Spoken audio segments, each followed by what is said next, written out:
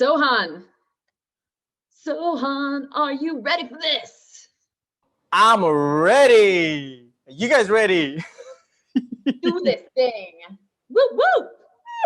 Whoop, whoop. Man, I just gotta say, big shout out to everybody. I mean, seriously, this summit, people who haven't made it to the summit have missed out on absolutely the best summit on the planet. I say that because I cried. And I didn't show myself on camera, but not because I didn't want to show myself on camera. It's just that I didn't want to turn it on till I waited till this moment. But I was crying, and I was doing a million other things while I was paying attention, because what it did for me was it made me realize how much this means to us human beings, of vulnerability, of the ability to want to just share and learn, and then be able to bring that in a way that other people can move and get inspired and can really take that and do something about it in their lives. We've seen that, and I certainly felt it today big time. I mean, how many of you really felt it? Seriously, how many of you really felt it? Yeah, man, absolutely. I mean, right from the muscular, it was not just an emotional experience. I think it was a visceral experience. You know what I mean? Like, you could emotionally feel it in your veins. I felt it in my body, not just through Calvin's workouts and stretches, because that's so important, because the emotions, everybody knows this, that your emotions are traveling through your veins. And there was this energetic motion, but there was, I think that heightened the emotion as well. So Calvin, you're to blame for that one. Take it. It's an accolade. You know, it's good. It's something that you can. I'm sure you've seen a lot of people cry, but you know, yeah, with different moves. But this one was certainly worth it. So Calvin, thank you so much for making us, you know, really move, and thank you for every single speaker to bring the immersion. You know, that's what I was looking for. I was looking for that immersion of, because we went through so much, and we've seen so much in collaborations, but this one time where everyone came together and actually shared, it was beautiful to just be a part of that. And I'm really, really proud, and I'm really, really privileged, and I'm humbled to say thank you to Elysia for really stepping up and making the call out and reaching out, and, you know, to brother Carlos as well. If you're watching this right now, bro, thank you so much, because, you know, if they say you're only one person away, one opportunity away, or one meeting away from your fortune. And this is fortune. I mean, I'm fortunate to be part of all you amazing leaders, and I'm fortunate to be able to share something as well with you. And hopefully today we can walk away with some differences that ticks off that box of the legacy that we all want to leave. So, you know, speaking of legacy, it moves me, because I wouldn't have thought I'd be sitting here today talking to you guys, especially on topics around masculinity, or males, or men specifically, and emotional connection of how we as human beings need to step up and really serve, you know, not just the opposite gender, but also humanity, and make a difference to our world. And 30th of November 2018 was a rough ride. I remember I was standing there in the lounge, and she had picked up, this is my ex-girlfriend, she'd picked up my laptop for the last time, and she was ready to slam that shit on me. And, you know, that was despite having lots of conversations, lots of coaching, lots of counseling. And there was a boundary that was broken, which was not to be physical and violent. And I didn't come from a physical environment, so that was really, really hard. And to see that, that was a last bit that I had to literally digest before I walked off. And I didn't walk off. I ran away. I picked my stuff, packed my bags.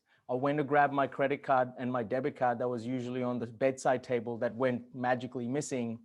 I went to my bag to find my passport, and the passport pouch went missing, because all of a sudden they grew legs and wings and they decided to fly, because that's what happens, don't you guys know?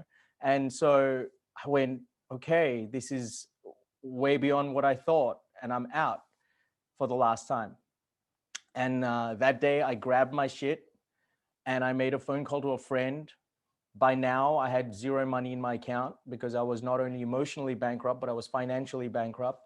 And I had a phone call that I made to a friend who managed to organize some money so I could fill some fuel and drive for about 14 hours from Melbourne back to Sydney, where I was from. And that was for the 6th time in 4 months, but this time it was the last time. And I did that. And as I was driving for those 14 hours, all I could think was how fucked up my life has become.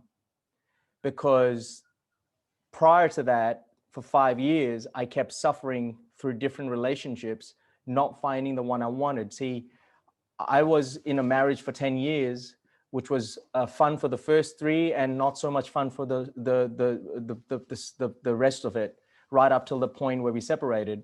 And it wasn't fun because there was no passion. There was no violence, but there was no passion. And so there was only one way for me, was to walk out and be truthful to myself and to her. And we ended the marriage, thinking that I have now stepped into my truth and I will be able to experience liberty and freedom, not knowing that the next 5 years after that were going to be hell.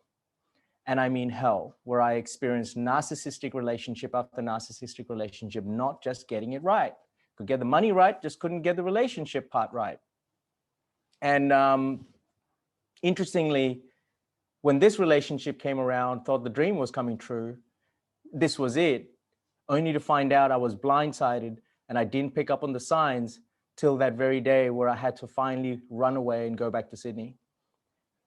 2 days later, I'm sitting in the car and I had this beautiful car, really powerful, enough to take my life if I had to step on the gas in 3 seconds, because it did 0 to 100 in 3.2 seconds. I was ready to go for it, slam that car right into the pillar, into a shopping center. And I remember no one knew this. And I remember saying, I'm done, because I've got no excuse. I come from a family that is great.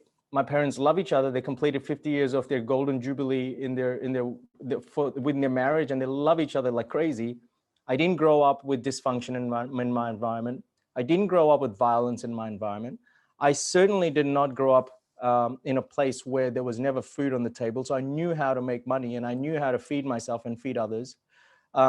I didn't have an excuse because I had a great relationship with my siblings. I had fallouts, but they were not fallouts to the point we'd disown each other. So I had no excuse compared to the friends and compared to some friends and compared to a lot of my clients that I was serving to help them. And all these thoughts are going through my mind. I'm going, I don't really have a choice. There's no point. This is the most shameful thing ever because I have no answer. I don't have a response. I'm an immigrant, moved from New Zealand to Sydney in 2016.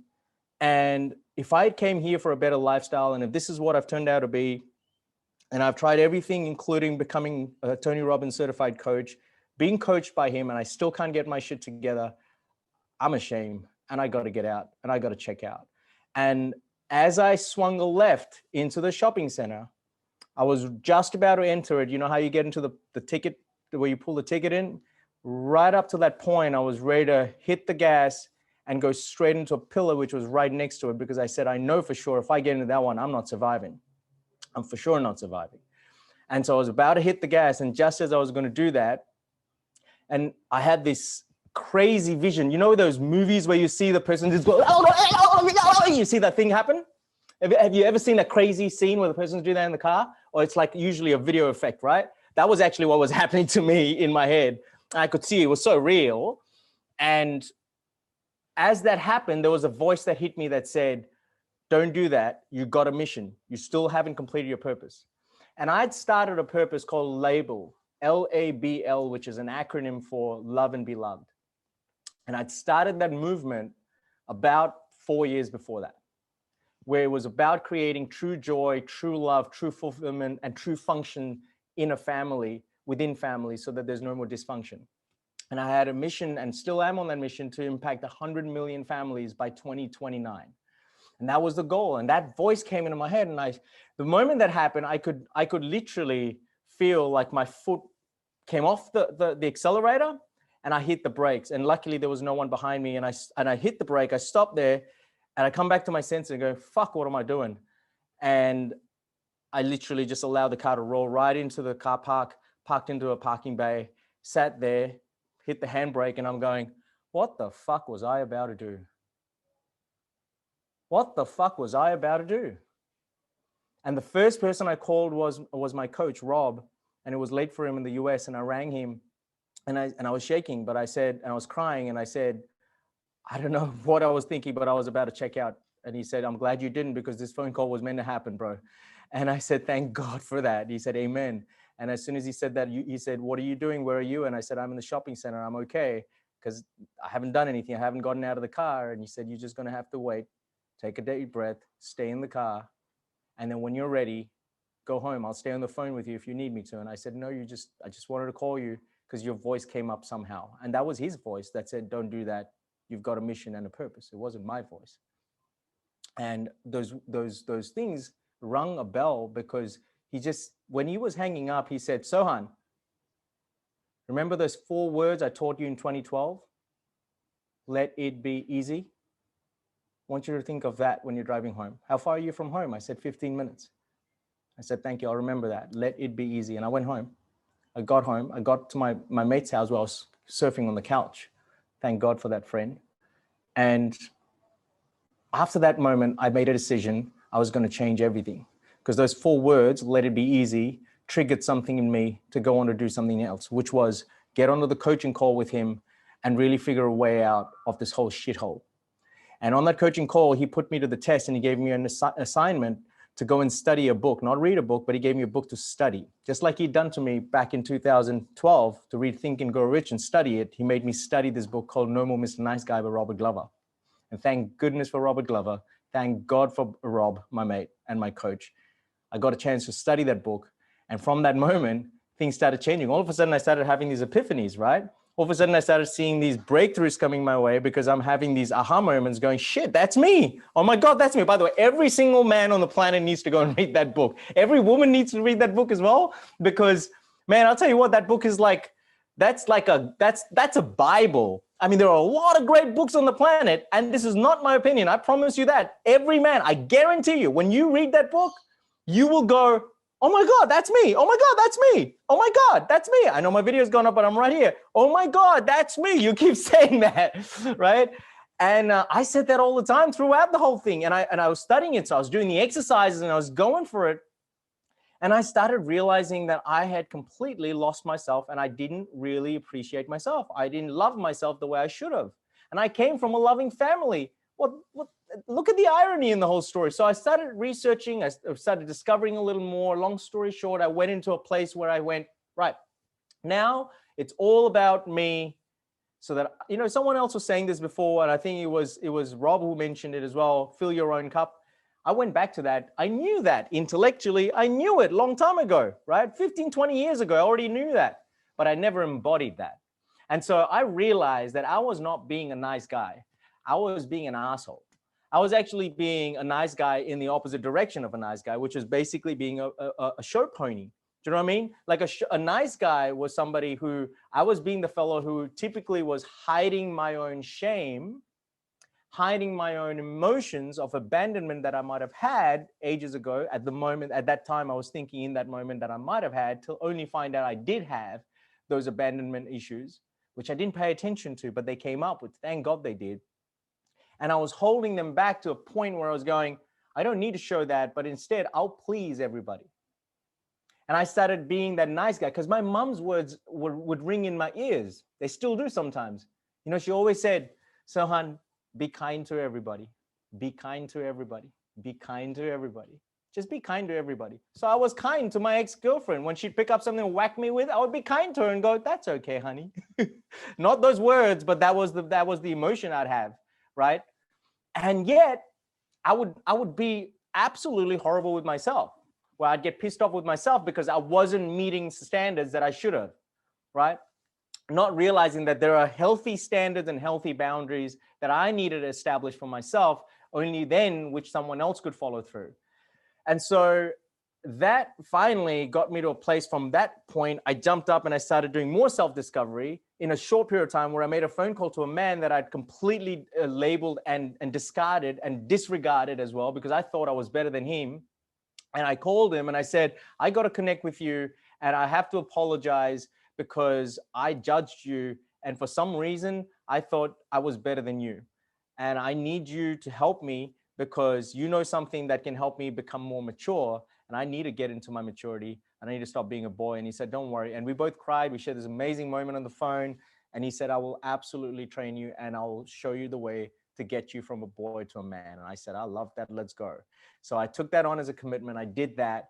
And it was going through, I was learning so much through that breakthrough process that I reached a point where I'd made a decision that if I was going to do anything, I would set it so clearly with vision that I'll get what I want. And it wasn't going back to say, I'll get another woman that I want to settle with, because you have to understand my values. If I look at my hierarchy of my values, love is my top value. Family and love, that's my top value. But this time I said, love is going to be the other way around. I'm going to love myself, right? And I loved myself so much that I'll tell you this now, and it may sound a little crass, but it's absolutely intimate and it's very special. I actually felt my body in the bathroom every single day, that every single moment that I masturbated, I made sure I did that having no fantasy of any woman in my life except getting turned on by my body, by my smile, by my face, by my feelings. And that's something that we men are so afraid to do. And I had no idea I could do that. In fact, I was judging myself to think that was the most gay thing I could ever do. I was being so shallow that I had to stop that judgment, stop all the meanings, and just be present with myself to do that in order for me to get present and love myself even more. And that was one of the most powerful exercises I ever did in my life. Anyway, that happens. And then I turn around one day and I say to my housemate, red hair. That's all I said. And I walk away and remember going into doing whatever else I was doing, minding my business. And I come back, and the very next day, there is this red-haired woman that connects on Facebook with me, right? I have no idea till this day. I can't recall who added who on Facebook with this particular situation, but all I know is we were already friends. And I had nothing but just sheer respect and just admiration for this person, with no intention of going, ooh, yeah, maybe I want to check her out, and maybe there's a chance, and she looks really hot. And I had none of that shit come up, because I was completely in love with me, and I was not interested in wanting to date nobody else except me. And so all I was interested in was just reading someone's profile, because I was about expanding my network, as I would have anyway. And this is that beautiful face that I saw in the profile.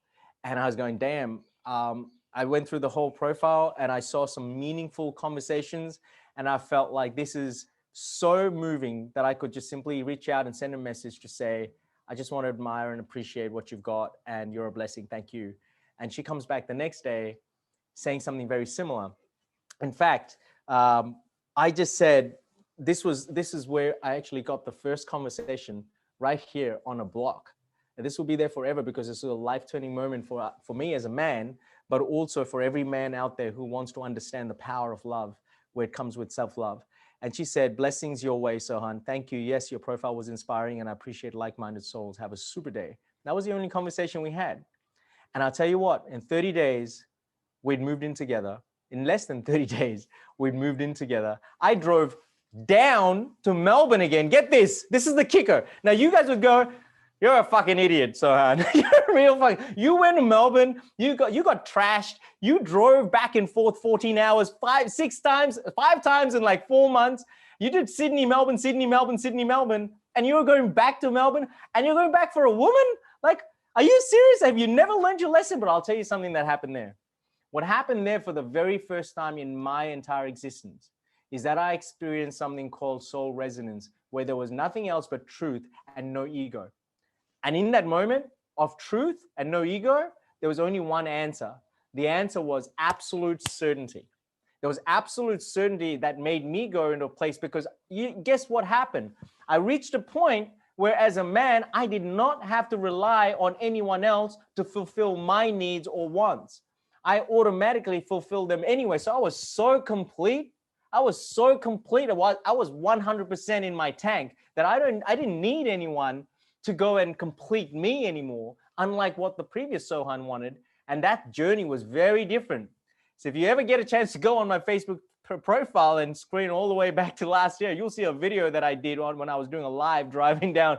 Man, Even when I watch that video now, even I get excited looking at that stuff, because that was sheer spirit just jumping out of my body, screaming through the screen, saying this is what fulfillment really is deep down in your consciousness, where there is no requirement for reliance, there's no requirement for show pony, there's no requirements for you to be able to meet any expectations from nobody, except you feeling true passionate love with zero expectation. Zero. For the first time I'd ever experienced what unconditional love was, because I used to preach about it, I used to talk a lot about that shit, you know what I'm saying, Elysia? But I actually went to a point where I felt complete unconditional love, where I felt, you know what, if I ended up going there all the way 14 hours, and if I drove all the way there and I realized that address was wrong and she's a complete hoax, that's cool. That's totally cool, because I love myself so much. I'll just love that journey. I might just keep staying in Melbourne even more, or I'll probably head back and I'll still love the trip. Very, very different. So what gave in all this? Well, there are three things really that brought me into a place of this absolute certainty. And of course, by the way, everything from that point on, when I did move to Melbourne, it was history. I'll tell you that now. It's the best story ever. You know, I love it till I don't know. I mean, it's hard to express in words. I really, from the bones of my soul, I can feel that love for this girl. This woman is just an absolute beauty. Not from the outside only, but that what you see on the outside is what you're seeing from the spirit on the inside. And she keeps me right. She keeps me in check every single time. And I love that about a woman like that, because you need, you know, I think Matthew said it, you need a co-pilot, right? It's about creating co-creation, not creating codependence. And that's what she is. We're like buddies in the sense we're on that mission and path, so much so that it's not a human experience that we have, but it's a spiritual journey that we're experiencing every day. Do you know what I'm saying? Like when we breathe together, it's a spiritual breath. It's not so much the human breath. That's how we feel every single moment. So what made that happen? And I think this is something that every man struggles with. And I see this every single day. We come across every client of ours struggling with the way they deal with their emotions, because of not just social conditioning, but there is this whole self-conditioning and story that they sold themselves on, which they needed a condition at the time because it served them, but only up to a certain point. And now it's like frustration. So what changed? What gave? Well, the first thing that I looked at is abandonment. And that's why I said, you know, why being a nice guy ain't good for business or sex, because the first problem is abandonment issues. You know, there are two types of nice guys you'll generally find. You'll find nice guys that are people who are the nice guys who want to be all macho and bad. They're like the bad fuckers, right? And women love the bad guys. They like them because to them, those are the nice guys. There are certain type of women who love those bad guys. But then there are the other nice guys who are not the bad guys kind of nice guys. They're the completely meek and yes, ma'am, no, ma'am, 3 bags full, ma'am, I'll do whatever it takes. And it's so toxic for a woman that she can get suffocated. I mean, to the point that with sex, if you're out there as a nice guy wanting to satisfy your woman just because you want to make sure that you make sure she's happy, so you're going to satisfy her first without caring about your satisfaction, that's a total put off for that woman. It's suffocation. She doesn't want that stuff, right? She doesn't need that stuff. She wants to make sure she's satisfied, but she wants to also make sure that you're satisfied as well in the process. And hey, by the way, she needs a chance to satisfy you. And sometimes, or many times, depending on some relationships, the woman would like to be the first one to satisfy. But the nice guy, you know what? The nice guy wants to be the first one to satisfy, because in his mind, it's about ladies first. Got to look after my woman. So I'm going to make that happen. And so there are these two typical nice guys. But the reason this happens with the second guy is there's this abandonment issue that we have, where if we're abandoned in our past, which I was about, I don't know, maybe about two and a half from memory. And I remember sitting in the bedroom. I was sitting on my beautiful, cute stuffed toy doggy. He was a big ass dog. And I was sitting on him on the back. And I remember mum was in the room, but for some reason, I think she had to go into the kitchen to check on the food on the stove. And in that moment, little did I realize, I experienced rejection. I experienced abandonment. I didn't realize that. But that alone caused me to want to hold on to the person that I had, so much so that that would lead to loneliness, so much so that loneliness would lead me to a place of not going to the movies on my own, because I had created a story in my head to justify it and rationalize why going to the movies on my own is a stupid idea, not admitting that I would feel lonely, because I didn't realize that in my subconscious mind. And a lot of you men out there are in a similar situation where you probably don't admit it, or you probably don't even know that it's there in the unconscious mind till you're made aware of it when you can do something about it. That's big time for what I felt. The second thing that I know that I experienced firsthand, just like many men out there, was that, Elysia, you'll see this hiding flaws and imperfections. You'll see this in so many men, right? We're trying to hide our flaws. We're trying to hide our imperfections. How are we doing that? I'll give you an easy way. We're either making sure we defend ourselves. Well, that's a big one. Or we're making excuses of why we can't carry on doing stuff and why it has to be perfect. So we'll make some really cool excuses. Or three, we'll just rationalize, like I did a lot, where we'll explain and justify why we're doing what we do. And I'll say this again, Neil, you would have seen this a lot. The amount of rationalizing that happens amongst men for them not having to show up for who they are and try to compensate, you know, because they're in an artistic environment and they have to be perfect with this script, or they have to get it right, or they've got this pressure because they have to show up in a certain way because there's a status quo that needs to be maintained. And there is this whole connection and this pressure that's put on men that makes them want to go into a place of hiding. And then it becomes so hard for them. That's why we speak about vulnerability being a big problem for men, because of this whole idea of wanting to hide imperfections. We're not okay with having to show those imperfections, because if we did, we're not man enough, right? My dad, you'd think my dad would never have a fight, because when you look at him, he's such a gentle soul. I'm sure he did, but in his time, showing that would have been very weak, would have been not gentleman-like. So he wouldn't show that. In fact, he would hide that to show the right kind of dad. But the reality is he wasn't a bad dad at all. He just needed to show his vulnerability, which would have allowed me to do that.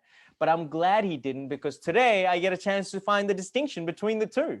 So I have to say nothing but thank you to my dad. And I'm sure a lot of other dads on the planet would see this right now and go, that makes complete sense. So that was a second reason and point that I know that caused a lot of stress. So much so that I was ready to check out, just like many other men and friends I have. The third one I feel is mission critical, and I look at this picture right here, right? Because I look at this picture and I think about not just her, but I look at all the relationships I had, and this is a powerful one. The reason why being nice can be so fucked up for your business and your sex life is that you could end up, because you're so dishonest with yourself for not putting your needs and wants first, that you end up and wanting to satisfy someone else's needs. You end up becoming an emotion-based whore. You're whoring your emotions and your relationship. You become a whore. You're trading. This is what happened with me and so many other men. We end up having to say, well, you know what? I'm going to make her happy. I'm going to make sure I meet her needs and make her wants come true and her dreams come true. Because somewhere deep down, I've got an expectation that she'll do the same for me, because I'm doing it for her, right? So somewhere or the other, she should support me. She should be nice to me. She should be the one to give me significance in some way or shape or form. And that is nothing else but being a whore. So I became a prostitute of emotions, not realizing that it was putting nothing else but pressure. And that's not called unconditional love. That's the shallowest level of love, because you're just nothing else but trading your expectations, right? And so these ones are the biggest factors that I feel every single time. These three things. Number one, the abandonment issue. Number two, hiding your imperfections or your flaws. And number three, having to feel like a whore because you have these expectations that you're constantly having to trade off people. This is massive in society today. In most relationships, when we work with relationships, one of the things we see is this exact same thing. We knew each other so well, things were going great, but then I don't know, now, we're so different. We're such different people. Yeah, because you're different people, because all of a sudden you've now become a whore. You've subconsciously started trading your own expectations and your needs and wants of doing something. You're all of a sudden gone from being a caring person to becoming a caregiving person. Do you guys know the difference in caregiving and caring? Caring is someone who just completely does it from a place of unconditional love. That's it. You care, you love, you support, you're there for them. You're just emotionally there in spirit. You're present.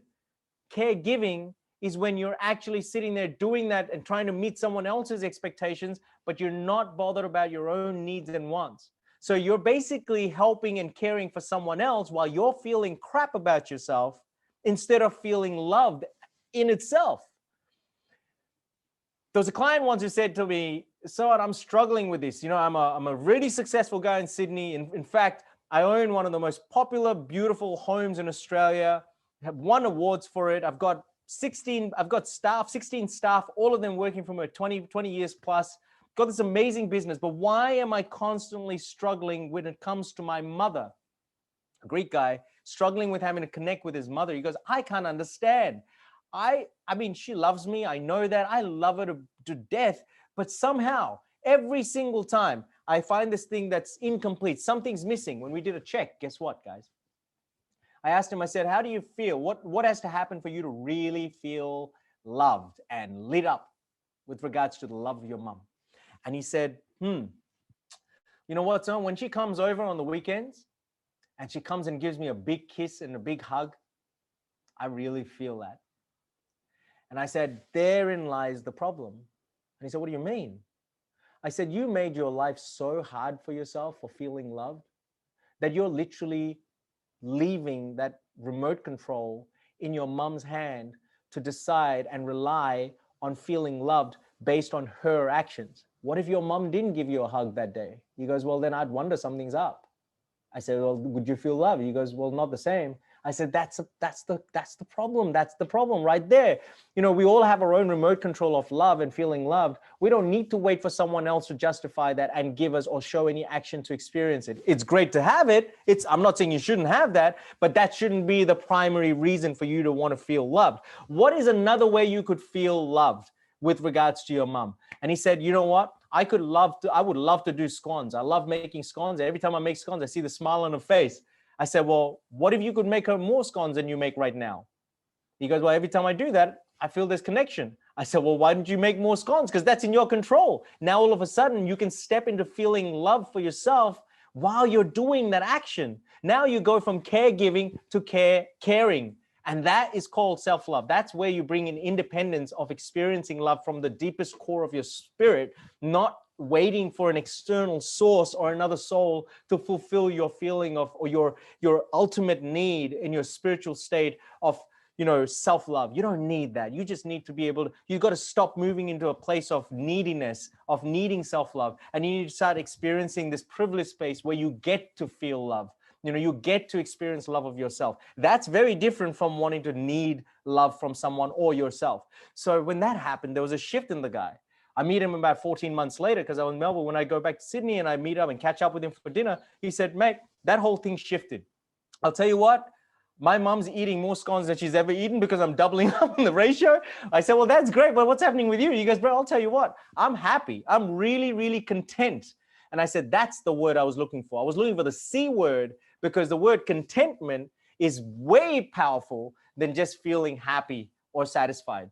And that's the kind of language that we men have to speak with ourselves by actually asking these questions. So, you know, at the end of this, I want to obviously leave some space for us to have a discussion and talk about it and have some questions going. So I know I've got about 5 minutes to go, but I want to do two things. One, I want to give you guys a gift because I was thinking about it yesterday and I was going, what can I give our guys a gift, something that they can use every single day, just as an extension of me as a brother from another mother to you guys, so that you can turn your lives around and take your lives to the next level. Something that is not just for someone who's beginning at, you know, maybe someone's just having a realization and an awakening, but also for somebody who is already in the middle of it, has had an awakening about 5-10 years ago, is in the growth stage and is really experiencing that spiritual journey. Or maybe someone who's attained enlightenment and has experienced that fifth dimension and is now ready to ascend even further from there, or really master that space of being, just being, not doing. What is that? something that I can give? And so I came up with a manifesto, and I thought, let me show that to you guys. I thought that will be just as a gift from my heart to you guys. And it looks something like that. I don't know if you guys can see it in the screen, but it looks something like that. And I'll make sure that you guys can get a copy of that. You can turn it, it's a poster. So hopefully you appreciate it and you can use that, and it'll be a memorabilia for you. But also, more importantly, if anyone else sees it that comes into your life, it's all about that ripple effect. Another soul gets experience from your experience of emotions, and that transpires into an amazing transcendence. So hopefully that makes a difference. I just want to leave you guys with these three things. I know that we're so caught up as men doing a lot of stuff. And one thing that I really found helpful, which I never did a lot before, and maybe many of you are good at doing that, but I never did a lot of that. And if you're doing that already, do more of, which is spend some time alone. Spend some time alone with yourself, because I may be wrong, but I think Julio mentioned that, but it was, you know, when you sit with yourself, there's a different dialogue that takes place. In fact, it's a monologue sometimes. And that monologue is way more powerful than a dialogue that takes place, right? We need to be able to sit with ourselves and spend some time alone. You know, my wife does a great job with that. She'll just turn everything off and she sits by herself. She may seem like she's doing something, but actually she's just being, because she allows that voice of her spirit to speak with her. Every day we're listening to so many people and so many other influences, which might be great, but there is a voice in us which has the greatest influence, because our spirit has seen and felt so much that we don't experience, or we don't see it with the naked eye in the human experience that we are, or we sit with. But if we just allow, we can create that expansion, because sitting alone doesn't create loneliness, it creates expansion of the soul. And that's something I never realized. But the moment I started doing that, I'll tell you what, you know, it's been the most beautiful, beautiful journey. If you took my life away right now, I'd be smiling away in my deathbed, because I knew that it was left with contentment and I could share this little message with everybody, right? The second thing that I wanted to give you guys, I put it here, is surrender. I think that's really important. Surrender yourself to feelings that are negative emotions. You know, we talk about negative emotions, anger, sadness, resentment, the guilt, the pain, this frustration. They're amazing. They're called negative because they have negative consequences. We know that. We've all done stuff that have created negative consequences from that. But I'll tell you what, they're part of us. It's like trying to drive a car without fuel. We're not talking about electric cars, but you drive a car without fuel, or you try to fill it with water, you're being an asshole and a dick, because that's not going to last for too long. At some point, you're going to end up getting over your denial and realizing the truth is, hey, do you know what? I got to really accept it. Fuel is part of the car. I got to do something to make it happen. I got to afford it. I can't afford not to. Our feelings, you cannot afford to not surrender to those feelings and just provide it with unconditional love. Like if you could just send your sadness right now about anything you're feeling, that unconditional love, and you channeled it there with all your presence, a laser focus, I promise you, you can attain a place of peace, which is a higher vibrational frequency than love even. And reaching that attainment of peace is beautiful, because amazing decisions in life come from that space of peace. And then the third thing is really those 4 words that I said before: let it be easy. You know, if you just let go, my coach gave me these beautiful words: let it be easy. 4 words in any given circumstance. If you can just remember that you can just let it go, and you can allow yourself to just be 100% responsible for everything that you have caused in your tangible reality, because all we see is a pure projection of our inner perception. If we could be 100% responsible for that, the good, the bad, the ugly, it just makes such a massive difference in the liberation of our masculinity, that it gives us that superpower. It gives us that personal power and strength that we need, and we can reclaim that masculinity back in our personal strength. The night before, we had a mouse that came into our house and paid a visit. And I, like a pussy, was going, "Ah, there's a mouse." That was me at night. And this is like close to midnight, and we were just wanting to get some good rest. And Vas wasn't feeling well. And she got up because she cannot take the fact that we have a mouse in the house, because at the end of the day, as much as that is a spirit, that is also not healthy. And that thing decided to go right into the bedroom, right? Of all places, it chose the bedroom at like close to midnight. And I'm going, okay, shit, what are we going to do? And my mind's going into this pussy power because I'm not personal power. Now I'm pussy power when it comes to this mouse because the mouse is mighty than me, even though I'm like 5 feet 8 inches and that tiny thing was this tiny. But I'm going, trying to talk. Remember I was talking about denial or making excuses or trying to rationalize the shit? Guess what? I was rationalizing that shit that night, right? And I'm going, babe, it's gone into the wardrobe. So if we shut the doors of the wardrobe and we call the guys tomorrow, the pest control guys, because they're not open close to midnight, well, let's call them tomorrow. First thing, I'll leave an email message, whatever. I'll leave a few people. So in the morning, first thing they call us back. At least we know it's trapped in the wardrobe. It can't go anywhere else. It'll make life easy to catch that thing. She goes, no, babe, we can't do that. We can't do that because seriously, if it goes in there, it'll start eating. They start eating the walls. They start eating because that thing will climb up the clothes and this and that. And I'm going, babe, there's a lot of stuff in your wardrobe. That wardrobe needs a whole apartment. There's a lot of stuff in there. And she goes, yeah, I know, but what are we going to do? And I said, well, rationalize, right? How about we just leave it there? I'm trying to coach her. See, men are good at coaching women, not the other way around, but it doesn't work all the time. I'll tell you that it clearly didn't work because she goes to me, she goes, Julio, babe, we better get some shit done because I can't sleep with that stuff not being taken out. I mean, what if that climbs on the bed? Now she's reading stuff on the internet. Now she's really hyping her mind. She goes, oh, it climbs on the bed. It does this. And I'm going, that's not going to come out. It's not going to get out there. It's tiny. It won't jump on the bed. And we've got a dog, Bellarella, who's a mouse herself. Like she's not even bothered about the whole thing. She's sitting there like a princess on the bed. And I'm going, Bella, why don't you go in? Bella's not moving. And I'm going, oh, fuck, this is really trouble. I'm pussyfooting around the whole thing, still trying to rationalize. And then guess what? The woman shows, oh yeah. Before the woman shows up, I go, let's try and be manly about this, right? This is how a man's thinking in the moment. I'm going, babe, why don't you pass me a hanger? Like I'm trying to organize stuff here. I'm like, why don't you get me a hanger? You know, I'm just going to open it like that. And I'm going to pull the stuff out of the wardrobe without going in. Because I don't want to reach in because I don't like the creepy, that shit touching my hand. So I'm just going to try and use the hanger. I'm trying to use the hanger. And then there's no hanger.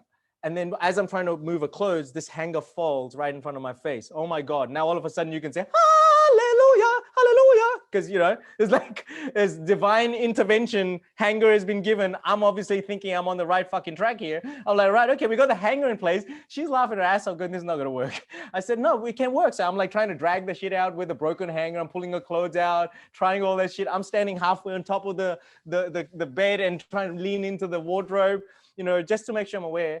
And then all of a sudden, she goes, you know what? Fuck this. We're just going to take shit out. We got to take it out. And she starts pulling stuff. She gets in the way. She starts taking stuff out. Guess what's happening to this man now? This man's going, oh, damn.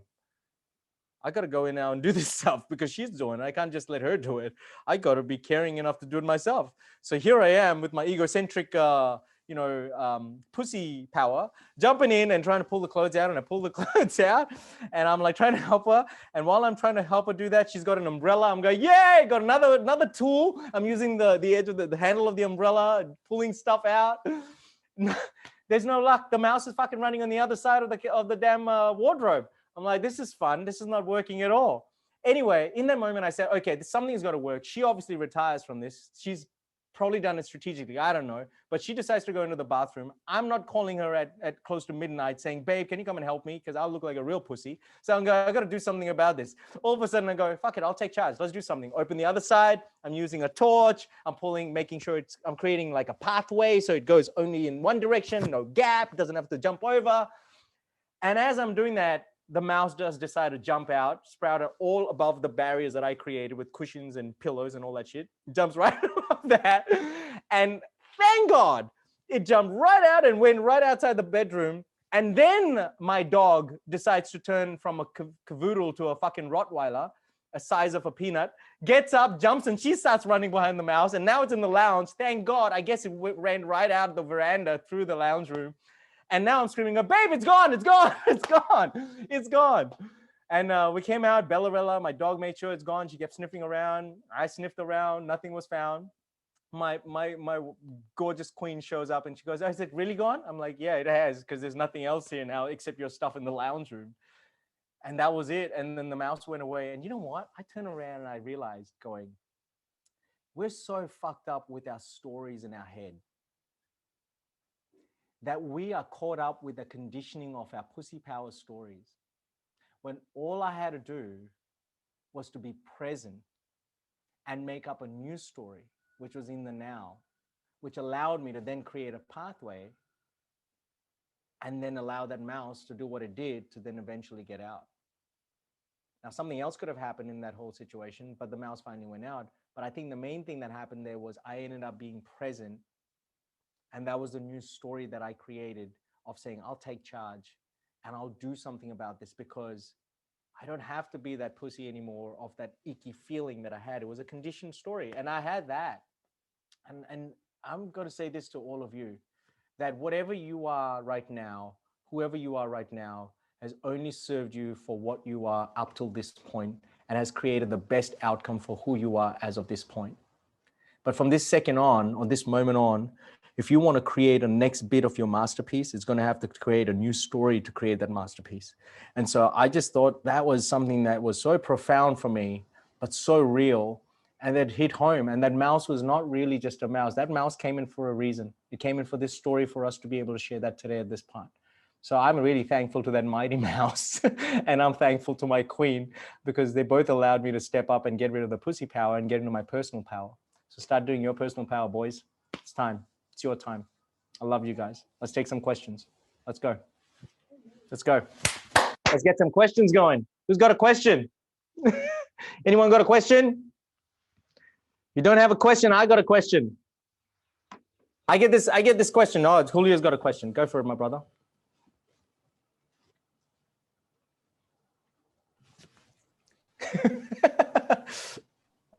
Okay. There you go. No. Yeah. It was a microphone.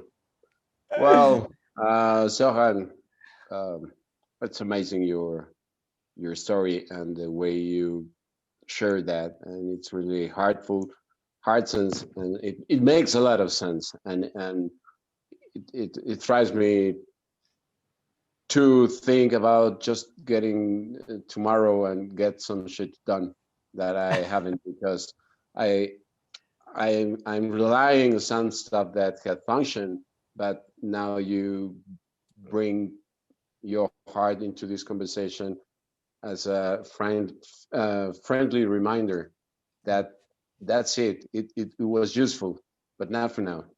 Yeah. So it really was not a question. It was really so blessed to listen to this, and thank you so much. Thank you, mate. Thank you. You're very welcome. And I'm glad, I mean, you touched my heart today as well. So thank you so much. Thank you. Who else has a question? Well, you said you had a question for us, so I'm waiting on that one. What do you want to hear from us? I was going to actually share a question that comes up all the time. Every man keeps asking me this damn question all the time. I was actually going to go with, it's a very basic question. I mean, the guys keep asking, how do you ask for help? How do you ask for help, Sohan? Because, you know what? This hit home really close to me, Neil, when my best friend, who I've known since we were kids in diapers, he kept this, you know how we were talking about earlier, the denial, not wanting to show the imperfections and stuff. I felt fucked up as his friend for so many years of my life, especially the last 5 years, because I thought my life was on this horrible journey. And instead of getting better, it's getting worse. I was comparing it to his, because he showed this whole front of, he's got this massive house, 3-bedroom house, you know, where he could invite me when I was going through my shithole. So you could have me under his wing to just support me during Christmas and Easter and stuff like that. And I wouldn't have no one to share my fun with. So poor me could go to him and his family. And he has a wife and he's got these 2 beautiful boys and he's got a pool. We could hang out together, go to the vineyards. And I'd look at him and go, I'm getting goosebumps right now as saying this, Neil, because he would show this entire life of his, what was so picture perfect for me in my eyes, or generally for anyone, where it seemed like it was going phenomenally well because he had a great love story from the time. I was best man. I knew the whole story. You know, we had a great time. Little did I find out that he was going through a lot of shit himself, to the point that it's a year now and a few days that he has separated from his wife. And they're never getting back together. Well, I never say never, but he doesn't want to get back. She doesn't want to get back with him. But I was shocked because I was going, why didn't you ask for help? I asked you for help. I would talk to you every single time. We'd catch up, have a beer. I'd share with you my shit and I'm going through. You knew every bit of me, and I would confide. If there was anyone, I would confide in you. But why wouldn't you come to me and just ask for help? Right? What, just because you think my life was going rocky, you think it was not going to be good enough for you to talk to me about yours? I mean, the least you could have done was just told me, dude, I completely get you, because I'm fucked up right now too. But he didn't. And that's something I get to share now about, because I know about it for the last year almost. But before that as well, people would ask me, how do you ask for help? And I say to people, the easiest way to just ask for help is find one person.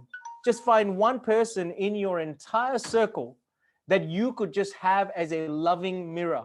Someone you could just sit in front of and say, Neil, just honestly, what do you think about me? In all these years you've known me, or this time you've known me, what do you think about it? And if I could just shut up, not acknowledge it, not say, yeah, right, yeah, cool, but just listen to what you had to share about me with an open heart, just to know and be curious about how you felt about me, the truth, without giving a response, without having to come back with anything at all, even after that.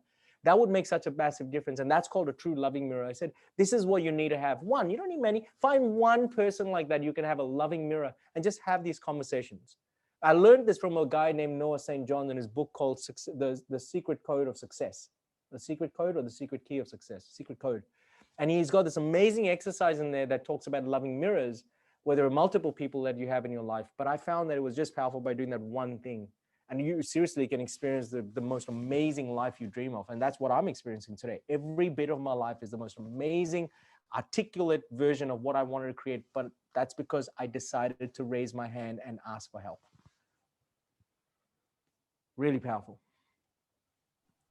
Well, it can certainly be difficult to ask for help. I mean, I think, in part, when we talk about masculinity, just the idea that you're asking for help, or you're showing vulnerability.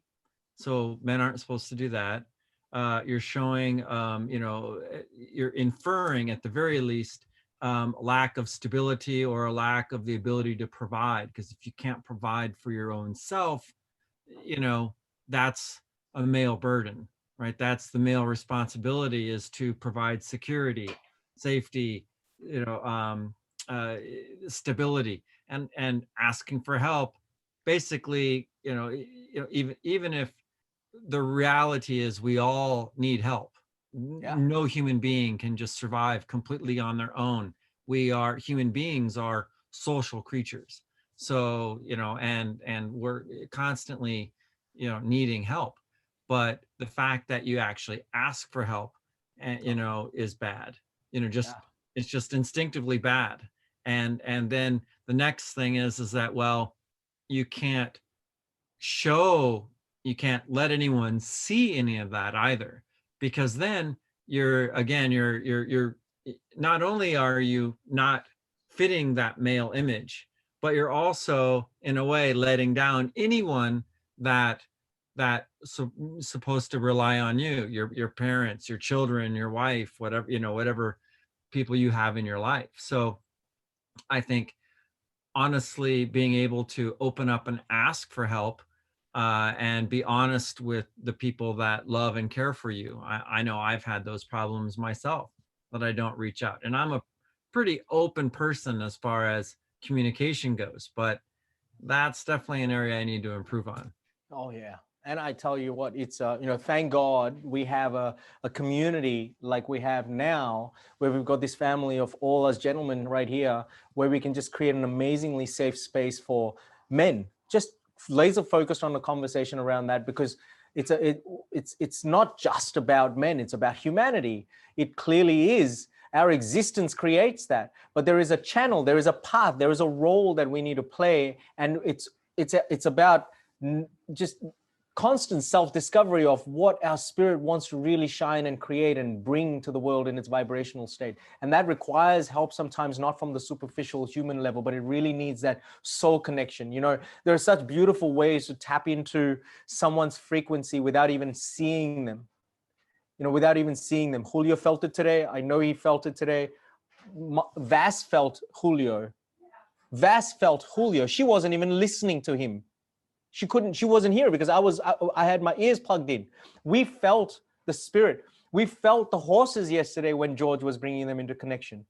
You know, it's like this depth of support can be reached and given to us men or humanity by just creating, you know, this vibrational concentration that we're seeing here right now, right here on this screen alone. We've got the synchronicity with all the men present, everybody. You know, those we can see on the camera, those we can't. But this energy that we've got is far more powerful, which is enough to want to get someone to say, mate, I need some guidance. But more importantly, it's the neediness that's what creates the story of stopping someone. But instead, if someone just said, if you reframed it and you said, you know what, I really get to ask for help. Getting to ask for help is a privilege just as much as it is to wake up every morning and for us to breathe. That's the beauty of it, because we're still, as long as we're sitting with this shell, we're still privileged because we can fulfill so many things through the spirit. So that one thing means, okay, well, how can I still optimize my service? I get to ask for help. Let me just reach out to someone that my soul connects with. And then move from that space. And then there's this maneuvering that takes place which just automatically fulfills the soul. And sometimes it's just that little tiny 2 millimeter shift, right? It's like golf, right? It's just that little 2 millimeter shift. That's all we got to do to our soul. And there's this massive trip that we go on. So thank you for sharing, Neil, brother. What other questions do we have?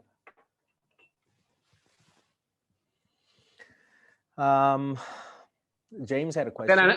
Now I got a question. Oh, yes. Go for it, my brother. Calvin jumped in too. I jumped in too. Oh, Brett jumped in too. Go for it, my boy. Take it away, Julio. All right. Julio, Okay. yeah, Julio and then. Julio, you go. Okay. Here's the thing, and I definitely love that stuff from asks for help. So what happened with Sohan when he sees and feels and even listen to people that they are screaming, really screaming for help without saying a word? What's your next step, or what you do, or what you suggest to others, to me also? Giving help to them is not helping them and just get to the bottom of it and then ask for help, but just go and say, hey, I think I need your help. Yeah. It's a great question. Every single person that has come up and said, I need help, it's an association to some form of insecurity,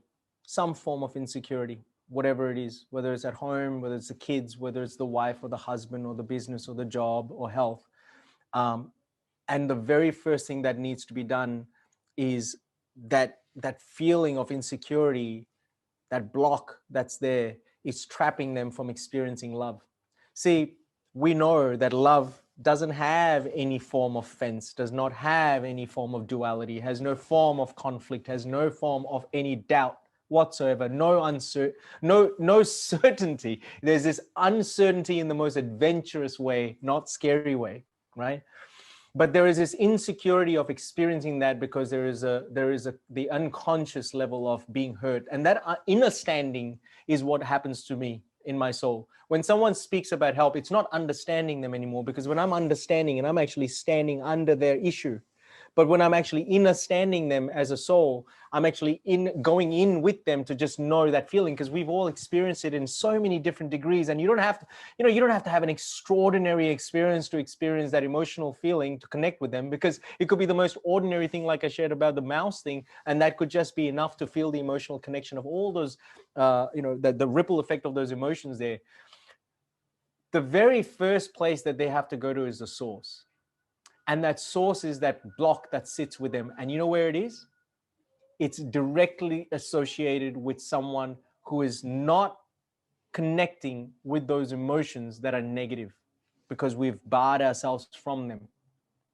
And it's not about going there to that place to say, I felt trauma, I felt that pain, I don't want to go there and experience that pain. It's not about feeling the pain. It's really about allowing ourselves to get curious of how does that trauma, that stress, that anxiety play out? How does it express itself, right? How does it really express? Being curious about that emotion that's with us, it's part of our life, is like being curious when a baby's crying.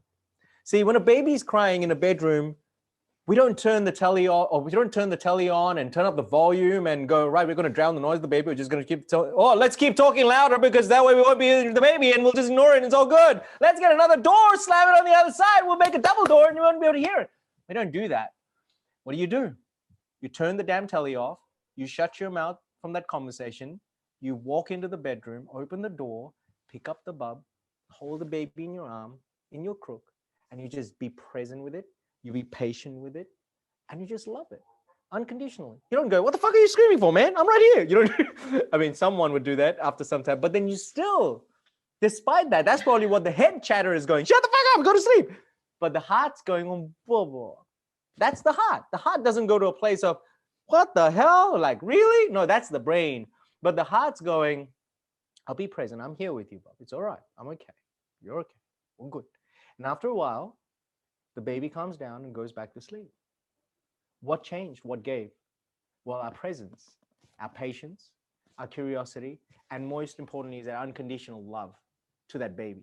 That's what made that happen. It's that vibrational connection that happens, which you guys talk a lot about your horses, right? It's the same stuff. Right? It's the same thing with our emotional connection. If we can just go there, and that's what these guys get. That's what they receive. I allow them to first connect with that emotion in a way that they can just be present, get continuously curious about how it not why, how it expresses itself. And then just while that's happening, just simultaneously send it, just channel this unconditional love to it, embodying, just feeling it with every single nerve, fiber, cell in your body, from the crown of your head all the way to the tip of your toes. You feel that love for it. And you know what happens? It's miracle. It's not, and it's scientifically a miracle. That emotion just energetically just dissipates. And every single human being, there's not a single one who has an experience, 100% of results on this one, right? When they come into our Millionaire Marketing Mastery and when they do the video marketing challenge, they all experience this when they're dealing with any insecurities of freezing on the camera. It's not the camera. It's not the superficial shit. It's the internal barrier that's stopping them from experiencing that vulnerability of love that they've been holding back for whatever reason, thinking they got to put on a different show pony for being a certain business owner type. And then they experience this amazing dissipation. And they go into a place of peace. Say that again. I hate to cut you off, but we are actually 2 minutes over the time of which we are supposed to start our VIP panel. So where we will be able to continue on these conversations, but in a new space. Yes. So for everyone who's been watching, thank you so much for being here, or if you're watching this on the replay in the future. I so appreciate everyone's time, your connection, your wisdom, your love, your affirmations, your vulnerability, your authenticity, and yes, just everything in your sheer presence and support in being here. I appreciate you beyond measure.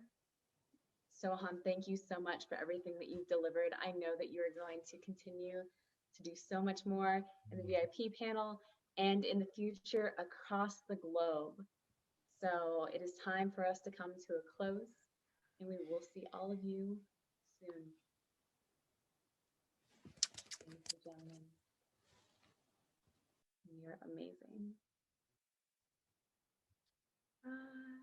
You are awesome. We love you. Thank you so much. Thank you, my dear.